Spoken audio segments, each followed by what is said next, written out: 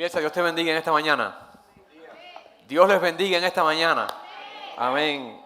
Es un privilegio increíble poder estar juntos otra vez, poder alabar al Señor y compartir juntos la palabra. Gracias al equipo pastoral de Christ in Us por darme la oportunidad de nuevo de compartir con ustedes. Así que, como decía el pastor Andrés ahorita, estamos comenzando una miniserie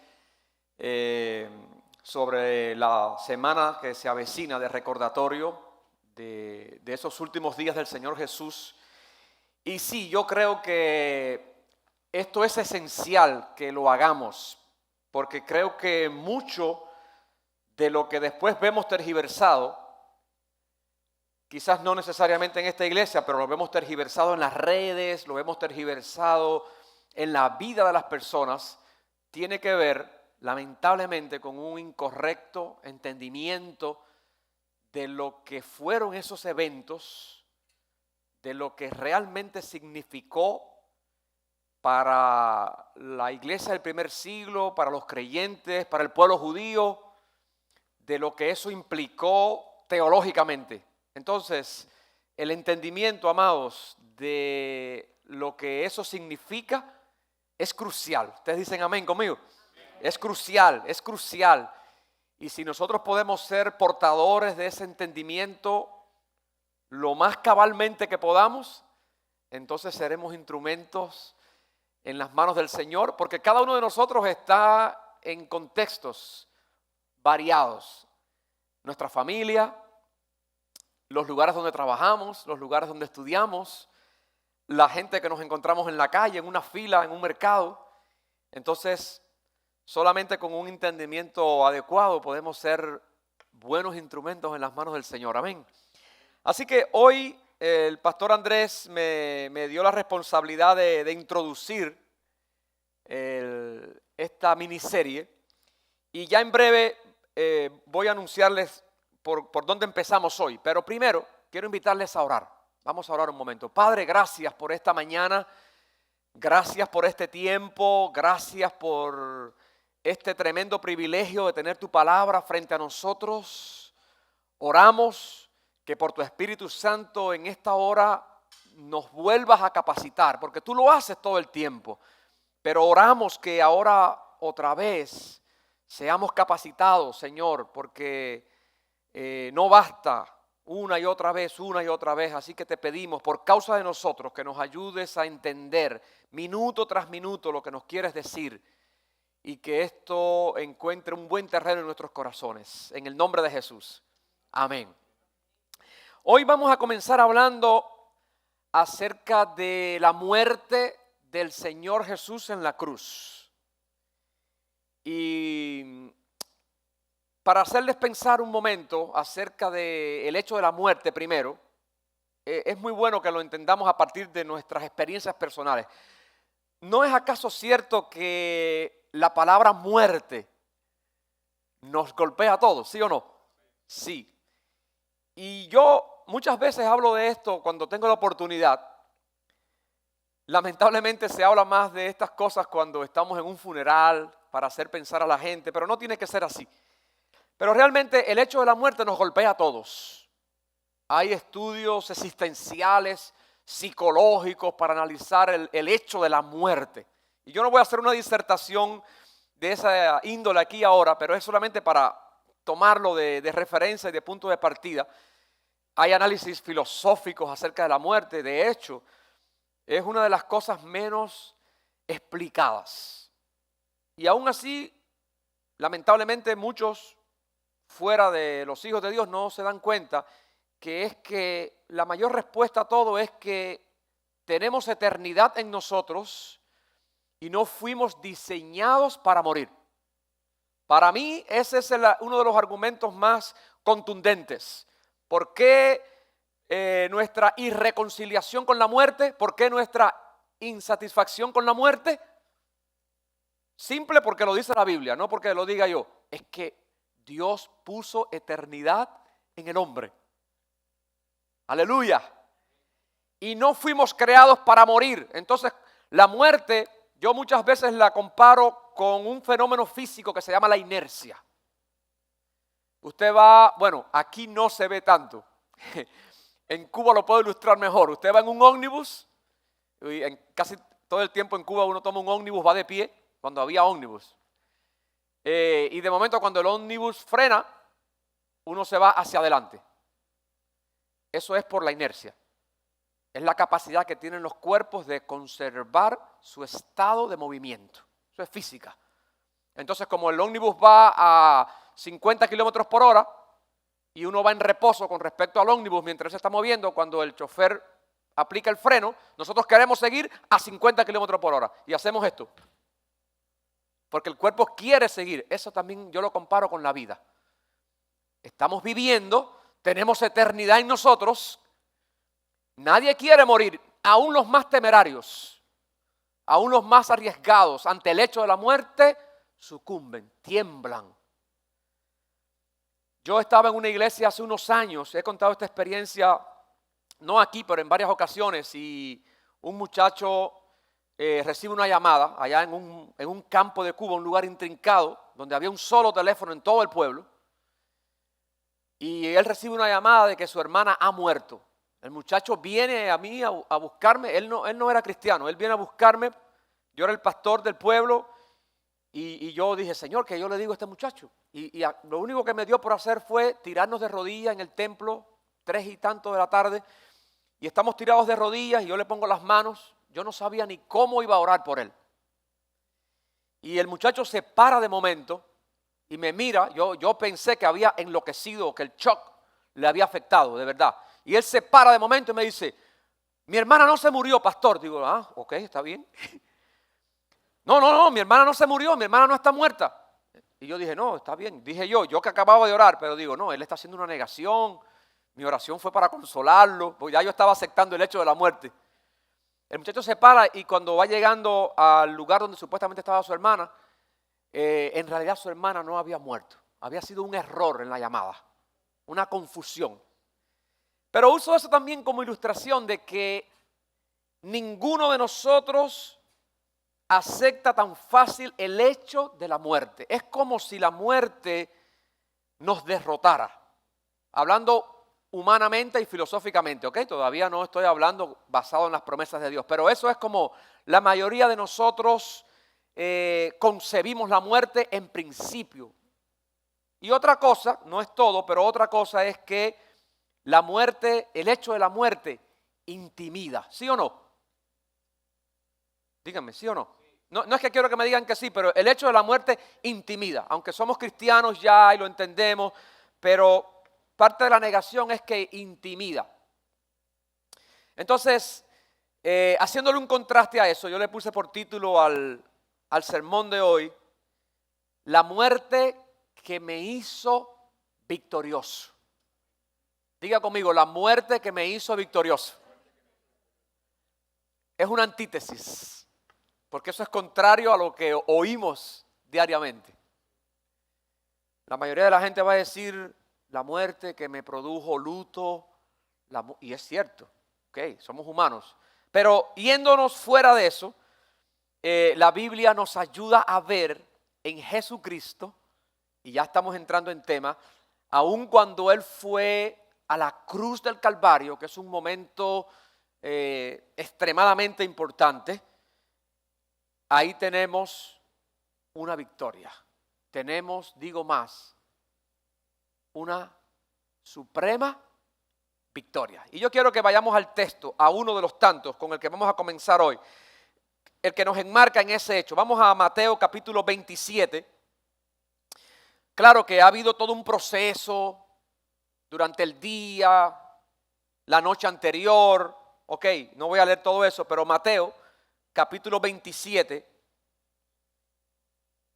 a partir del versículo 45, Mateo 27, 45, y después va a aparecer claro, el 46, dice, y desde la hora sexta, que no eran las 6 de la tarde, eran las 12 del día, de acuerdo al calendario que estemos siguiendo. Como este es Mateo, él está siguiendo el calendario, el horario judío, la hora sexta, porque ellos medían el tiempo por vigilias, ¿ok?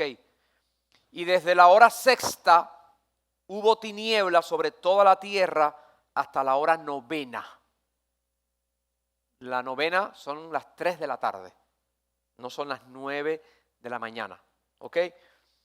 Ahora, versículo 46. Cerca de la hora novena, Jesús clamó a gran voz diciendo, Elí, Elí, lama sabactani. Esto es, Dios mío, ¿por qué me has desamparado? Dios mío, ¿por qué me has desamparado? Así que yo lo que voy a compartir con ustedes hoy lo dividí en 3 partes. Y ya ustedes saben que yo soy más maestro. Ustedes tienen ese privilegio. Tienen 4 pastores y cada uno tiene un aporte diferente. Así que bueno, los pastores me permiten enseñar el domingo. Yo hago más enseñar. Todos enseñamos, pero yo me detengo en esa parte ahí. Así que esto va a sonar mucho como una clase. ¿Ok? Y recuerden que yo tengo una meta importante hoy. Ayudarlos a ustedes a entender mucho de esto. No todo, pero entender para que nos preparemos mejor para la próxima semana y los demás días que vamos a estar viendo a mucha gente, respetando la decisión de cada cual, ¿no? Pero vamos a ver a mucha gente desenfocada, malentendiendo y malinterpretando lo que realmente estos eventos significaron. Entonces, yo dividí hoy en 3, de manera muy sencilla y básica, terminando como siempre con una aplicación importante para la vida de ustedes y para mi vida. Entonces, lo primero, en este entendimiento que yo quiero hablarles, es que esta semana, que llamamos la Semana de Pasión, la última semana del Señor Jesús en su ministerio aquí en la tierra, por lo menos en vida terrenal, es una semana que estuvo llena de detalles y de enseñanzas. Eso es básico. Y rapidito, para que ustedes tengan una guía en la casa y demás. Si vamos a seguir Mateo, empezando en el capítulo 21, yo voy a hacerles un review y abrir el camino para los pastores que van a estar predicando el resto de los domingos en la miniserie.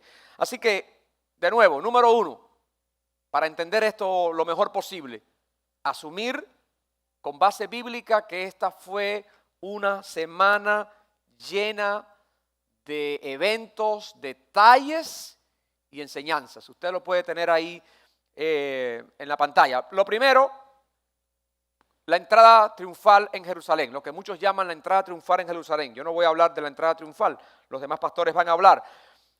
Pero ahí tenemos grandes enseñanzas. Es el momento en que Jesús entra a Jerusalén y llora sobre la ciudad. Así que antes de adornar la casa en esos días conmemorativamente, más bien lo que la gente va a necesitar entender muchos de estos eventos, porque muchas enseñanzas que nosotros recibimos hoy, ni recordamos quizás que tuvieron lugar en esa semana. Y una de ellas fue la entrada en Jerusalén. Eso está en Mateo capítulo 21. Fue en esa semana que él maldijo la higuera, que muchos creyentes no entienden. Bueno, y entonces, ¿qué pasó? ¿Cómo el Señor maldijo? Bueno, eso tiene toda una implicación teológica, pero ocurrió en esa semana. Es la semana en que él entró al templo y lo purificó. Fue en esa semana que contó muchas parábolas. Y como creo que otras veces les he dicho, lo que una persona dice en los últimos días de su vida puede ser muy trascendental. Así que mucha atención, sin quitarle importancia a las otras parábolas y a las otras cosas que él dijo y enseñó, a las que en esa última semana enfatizó. Y fue en esa semana que él contó acerca de los labradores malvados, toda esa semana. Capítulo 22, la fiesta de las bodas, habló muchísimas cosas ahí, habló de la resurrección, ya en esa última semana dio los últimos retoques acerca de la resurrección. Otro tema que en algún momento vamos a tocar. ¿Qué más les cuento? Son muchísimas, estoy tratando de hacer un resumen. Ahí dijo también una predicción que no la entendieron en ese momento, pero habló de la destrucción del templo. Se anticipó muchísimo en Mateo 24, un tema que resulta muy polémico para muchos, pero en realidad es un asunto de contexto y también dio señales antes del fin. Así que yo creo que, otra vez, sin quitarle importancia a las demás enseñanzas, pero en esa última semana tenemos que asumir esto y prestarle atención. Y no tenemos que esperar, y es parte de lo que yo quiero retomar en ese punto, no tenemos que esperar que llegue lo que llamamos Semana Santa necesariamente para pensar o para reflexionar o para aprender acerca de estas cosas. Porque se vuelve a veces como un cliché. Es solamente en esa época del año que acostumbramos a oír hablar o a enseñar sobre eso, pero no tiene por qué ser así.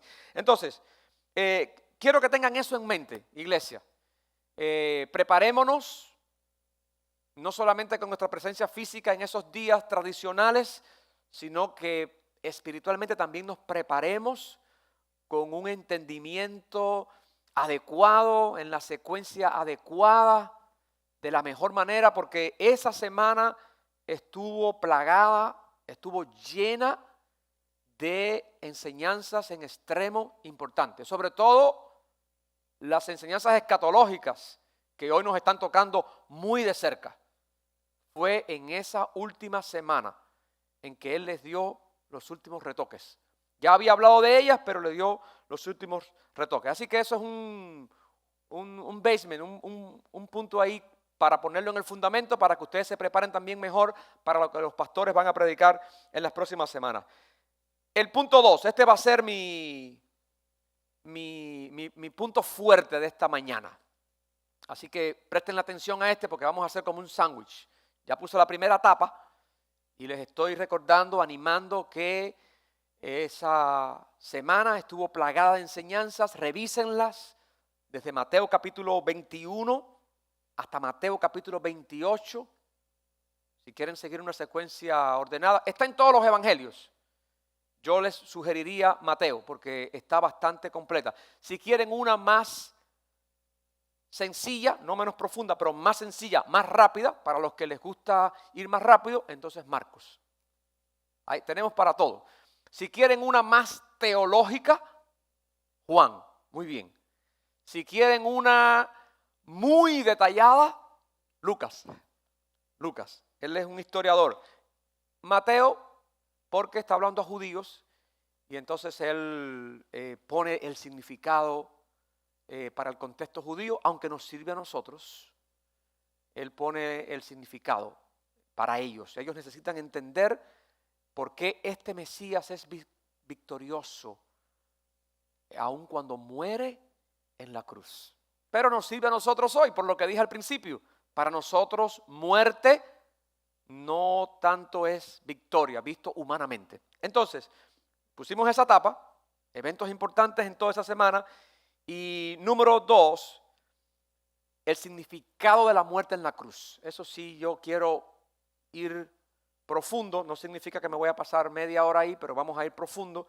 Y dentro de ese segundo punto, el significado de la muerte en la cruz, hay por lo menos 4 cosas básicas que quiero ver dentro de eso. Porque ahora vamos a entender, por lo menos una perspectiva, nunca es todo en una mañana, pero necesitamos entender de qué va este asunto de la muerte de Jesús en la cruz y por qué la muerte de Jesús es diferente a la muerte de cualquier otro personaje en la historia y por qué necesaria y únicamente la muerte de Jesús nos hace victoriosos a nosotros. ¿Dicen amén? Ok, entonces, lo primero, la naturaleza de la muerte en la cruz.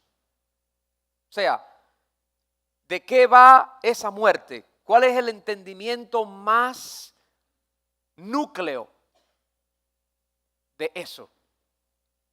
Y no hay mejor manera de hacerlo que a través de la misma Biblia. Eso es un consejo. La Biblia es su propio intérprete. Aprendan ese concepto interpretativo porque es importante. Me gusta también darles herramientas a ustedes cuando les estoy hablando. Porque después ustedes van a estar solos en la casa. Entonces ya no van a tener al pastor que les explique. Bueno, les doy una pauta súper genial. La Biblia es su propio intérprete. Y los textos complicados se interpretan solitos a partir de otros muchos textos claros. Obvio, claros para nuestro entendimiento. Dios lo entiende todo, nosotros somos los incapacitados. Vamos a Hebreos, por favor. Vamos a Hebreos, un libro que la gente a veces le coge su miedo, pero vamos a ir con él. Hebreos capítulo 9, a partir del versículo 15. Fíjense que el ejercicio es simple, yo no voy a tener que hablar mucho, pero sí los voy a guiar, por eso les doy el bosquejo. Entonces, estamos en el punto 2, significado de la muerte en la cruz, y vamos a entender ahí dentro de ese punto la naturaleza de la muerte en la cruz. Cuando yo estoy hablando de la naturaleza, es como si dijera, ¿cuál es la naturaleza de este stand? Metal. ¿Ok? ¿Cuál es la naturaleza de esa silla? Plástico. ¿Cuál es la naturaleza de esta bola de hielo? Agua. ¿Entienden cuando yo estoy hablando de la naturaleza de algo? Es de qué está constituido, cuál es la esencia de eso. Y yo creo que ese es un punto crucial. Miren lo que dice Hebreos 9 a partir del versículo 15. Así que, hablando de Jesús, por eso es mediador de un nuevo pacto.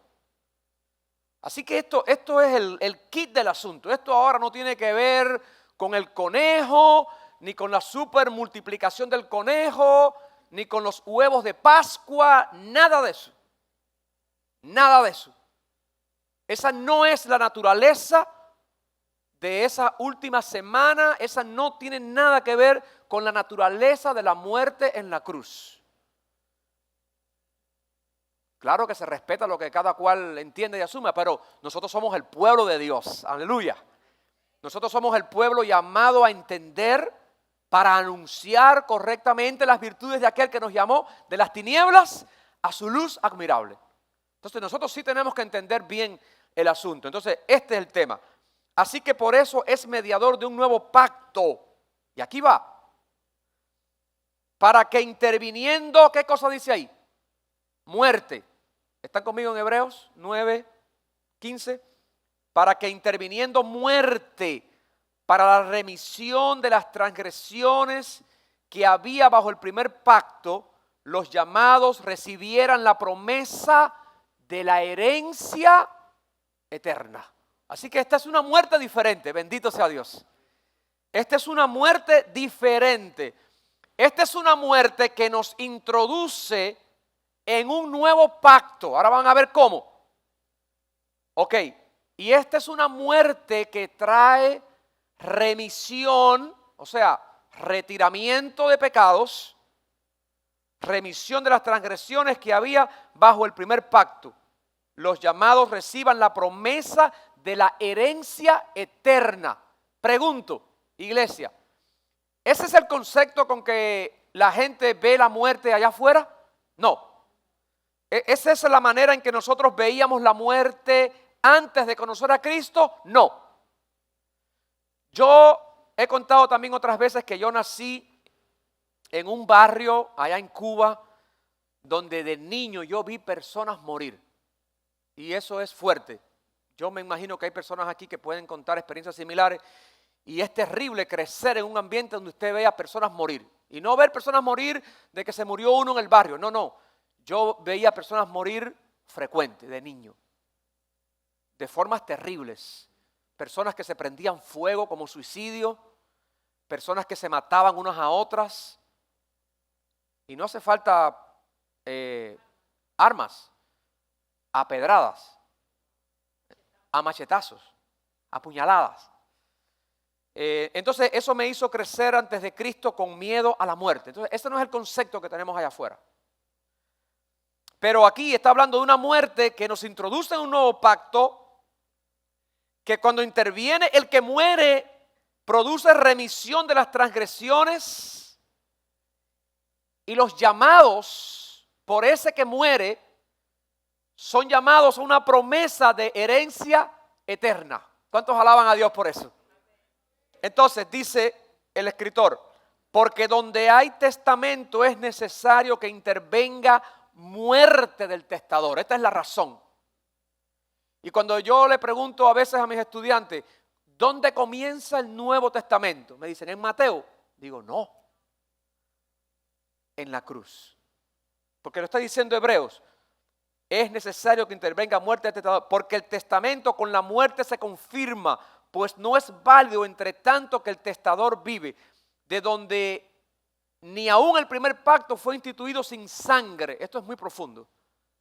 Porque habiendo anunciado a Moisés todos los mandamientos de la ley a todo el pueblo, tomó la sangre de los becerros y de los machos cabríos con agua, lana, escarlata y hisopo, todo eso era simbólico, y roció el mismo libro y también a todo el pueblo diciendo, esta es la sangre del pacto que Dios os ha mandado. Y además de esto, roció también con la sangre el tabernáculo y todos los vasos del ministerio. Y casi todo es purificado según la ley con sangre. Y sin derramamiento de sangre no se hace remisión. ¿Y dónde hubo derramamiento de sangre, hermanos? En la cruz. Entonces, miren, yo no tengo que hablar mucho más acerca de eso. Usted vuelve a revisar ese texto y usted vuelve a cobrar vida. Porque volvemos a entender, ¿qué cosa? La naturaleza, la esencia de la muerte de Cristo. Aleluya. Lo podemos dramatizar, lo podemos representar, pero eso es más que un drama, eso es más que una película. Cuando nosotros pensamos eso y entendemos el concepto, obvio, por eso voy a terminar con una aplicación, porque vamos a ver la implicación de eso. Así que eso, en cuanto a la muerte en la cruz, esa es la naturaleza. Si yo fuera a escoger un texto que me explique por qué tenía que morir Cristo, usted puede encontrar muchos libros de teología y conceptos teológicos en teología sistemática, pero la Biblia es su propio intérprete. Y para mí este texto lo tiene, vamos a decir, casi todo.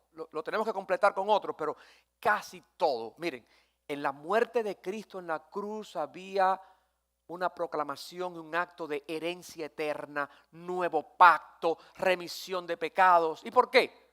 El escritor entonces explica. Dice, no, es que para que un pacto entre en vigor, un testamento entre en vigor, el testador tiene que haber muerto. ¡Wow! Así que hay un concepto legal, federal, vamos a decir, ya esos son los teólogos. Los teólogos empiezan a hablar del concepto federal de la muerte de Cristo. Bueno, eso no. Es que para que el nuevo pacto, el Nuevo Testamento entre en vigor, tiene que haber muerte del testador. Y es por eso que en la muerte de Cristo nosotros somos introducidos en un nuevo pacto, en un Nuevo Testamento, y todo lo que ese testamento tiene para nosotros. Gloria a Dios. Entonces eso es lo primero. Lo segundo, victoria en la cruz. Diga conmigo, victoria en la cruz. O sea que Cristo muere, nos introduce en todas estas bendiciones y dice, wow. Por eso es que ahora yo puedo hablar de una muerte que me hace victorioso. Pero vamos a ver entonces cómo es esa victoria. ¿De qué está hablando el pastor? Vamos a un texto. No vamos a hacer teología tan abstracta. No, vamos a un texto. La Biblia es su propio intérprete. Colosenses 2. Este texto les va a encantar. Colosenses 2, versículos 13 al 15. Miren esto. Todo esto es con la muerte, miren esto. Y nosotros, Colosenses 2:13, y nosotros, estando muertos en pecados y en la incircuncisión de vuestra carne, os dio vida juntamente con Él. Así que Él muere, pero nos da vida juntamente con Él. Perdonándoos algunos pecados. No, todos. Perdonándoos todos los pecados. Y el 14 va subiendo el tono. Anulando el acta de los decretos que había contra nosotros. Yo no sé aquí, pero en Cuba los cubanos saben que se hablaba mucho y nos intimidaban con te voy a manchar el expediente. ¿Se acuerdan de eso? No sé, en Colombia, los demás países. Pero eso, en Argentina, no sé, pero decirte que te van a manchar el expediente era lo peor que te podían decir en la escuela. Y todo el mundo andaba al hilo. Y en serio, una mancha en el expediente es terrible. Bueno, dice anulando el acta de los decretos que había contra nosotros. Cuando yo fui a sacar mi examen del teórico aquí, de la Florida, dice que un tema de alcohol en la Florida, si te cogen manejando y te detectan alcohol, que tiene un %, 0.08, no sé qué por sangre, 75 años. O sea, te vas a morir y esa mancha está ahí. Así que lo mejor es que no te cojan con alcohol en sangre mientras manejas. Pues 75 años. Eso es una mancha en el expediente, en el récord criminal. Dice Pablo, anulando el acta de los decretos que había contra nosotros, que nos era contraria. Aquí viene. Quitándola del medio, diga conmigo, quitándola del medio. Quitándola del medio y clavándola, ¿dónde? En la cruz. Entonces, en la cruz hay victoria. Usted puede celebrar a Dios por eso. En la cruz hay victoria. Celebre eso. Cuando usted piensa, si usted tiene algún sentimiento de culpa, si usted tiene, esto no es psicología, esto es la enseñanza de Dios. Cuando alguien te intenta acusar, alguien te intenta intimidar, chantajear, empezando por el mismo Satanás, que es el acusador de nuestros hermanos, dice Juan, pues mira, esta es la respuesta efectiva. Allí en la cruz, el acta que nos era contraria fue anulada. Pero ahí no termina. Quitándola de en medio y clavándola en la cruz. Así que nadie tiene que venir a recordarte tus pecados. En serio. Porque tus pecados y los míos, los presentes de aquel tiempo y los por venir, Cristo los anuló clavándolos en la cruz. Dice, y despojando a los principados, como si fuera poco, a los acusadores, y despojando a los principados y a las potestades, los exhibió públicamente, triunfando sobre ellos en la cruz. Así que, miren, yo no estoy en contra de reprender a los demonios ni reprender al diablo. A veces hay que hacerlo, pero déjenme decirle, la principal carta de triunfo, Satanás y los demonios fueron literalmente, teológicamente, espiritualmente derrotados en la cruz. ¿Usted dice amén conmigo? Fueron derrotados en la cruz. No me voy a meter en ese tema, pero cuando le damos lugar al enemigo, cuando dejamos que el enemigo nos hable demasiado, no se sabe a dónde podemos parar. No se sabe a dónde podemos desviarnos. Y claro que hay momentos en los que tenemos que tomar la ofensiva porque el mismo Señor Jesús reprendió al diablo. Tenemos eso, claro. Pero quiero que sepan que la cruz nos trae muchísimo la victoria, porque todo lo que nos era contrario fue clavado, derrotado. Aún los demonios fueron exhibidos en derrota, públicamente en la cruz. ¿Dicen amén conmigo de nuevo? Amén. Quiero hablarles en ese punto para entendimiento. El poder, porque esto se parece, pero ahora quiero hablarles del poder de la muerte en la cruz. ¿Ok? Así que les hablé de la victoria, pero ahora voy a ir un poquito más en la victoria. Esto es una victoria, pero contundente. Esto es una victoria de poder. Esto no es un examen que aprobé con 70. Este es un examen aprobado con 100.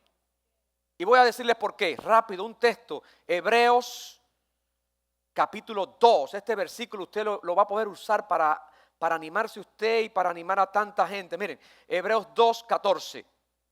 Así que por cuanto los hijos participaron de carne y sangre, él también participó de lo mismo. Miren esto, aquí va, lo pueden marcar en sus Biblias. Para destruir por medio de la muerte. Yo nunca había visto esto. Yo nunca había visto un arma tan poderosa, una contraofensiva tan eficaz. Y de hecho eso se usa en términos de guerra, pero esto está antes en la Biblia, en el sentido espiritual. para destruir por medio de la muerte al que tenía, diga conmigo, al que tenía, al que tenía el imperio de la muerte, esto es, al diablo.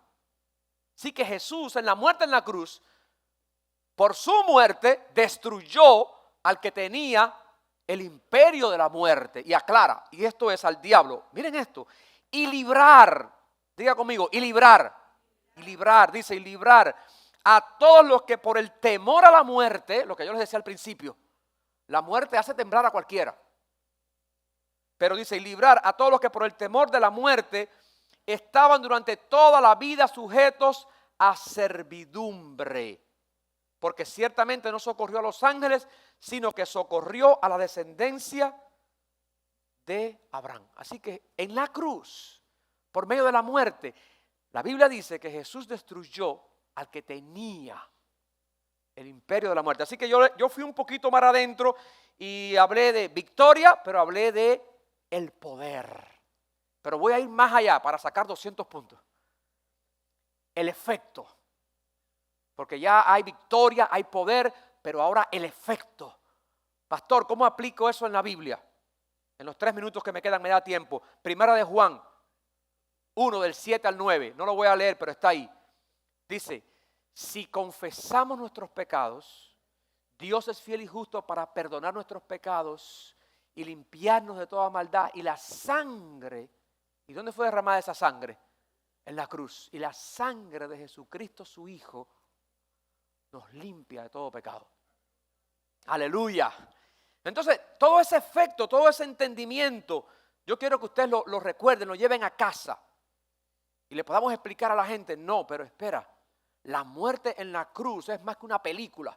Porque hay gente que cuando ve la película de Mel Gibson llora, genial. Es verdad que de las mejores representaciones. Todo. Pero el entendimiento de eso. El entendimiento de eso es para la vida. Y por último, una aplicación para el día de hoy. En los 2 minutos me sobra el tiempo. Primera de Corintios 15, del 55 al 58. Y no lo voy a leer para que me pueda dar tiempo. Mucha gente usa este texto para animar a los pastores para el ministerio.